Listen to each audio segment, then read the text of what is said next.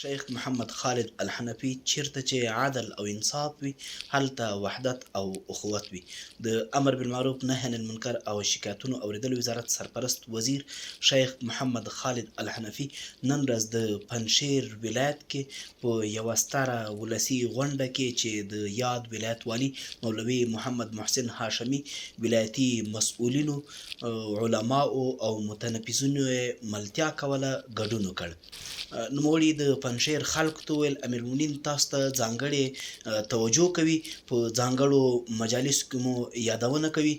تاسو د هغو څو مفسدو په نوم موږ او هغوی نه پیژني، بلکې چې له هیواد بهر دي او خلک بغاوت ته هڅوي. تاسو ته ښه معلومه ده چې د نوح علیه السلام په زوی او د ابراهیم علیه السلام په پلار هغوی نه یادیږي او نه پیژندل کیږي. شیخ محمد خالد الحنفي د پنجشیر خلکو ته وویل تاسو د روسانو په وړاندې د جهاد ویاړ هم لرئ او هغه جهاد مو د اسلامي نظام د قیام لپاره اوس ستاسو ورونه او ستاسو زامن وتوانېدل چې اسلامي نظام قائم کړي. موږ او تاسو یې باید حمایت وکړو چې ټولو خلکو د حمایت ژمنه وکړله. نوموړي مسؤلینو ته په خطاب کې وویل دا نظام له ډیرو قربانیو وروسته راغلی او ډېرې هیلې ورپورې تړلې دي چې هغه په عدل ترلاسه کیدی شي.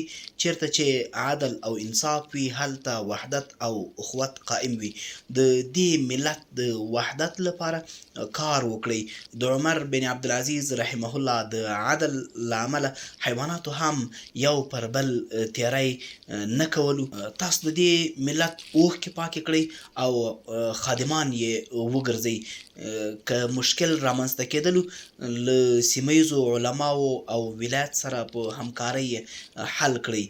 خلکو سره داسې برخورد وکړئ چې ستاسو د سم برخورد له امله هغوی د نفرت پر ځای ترغیب شي.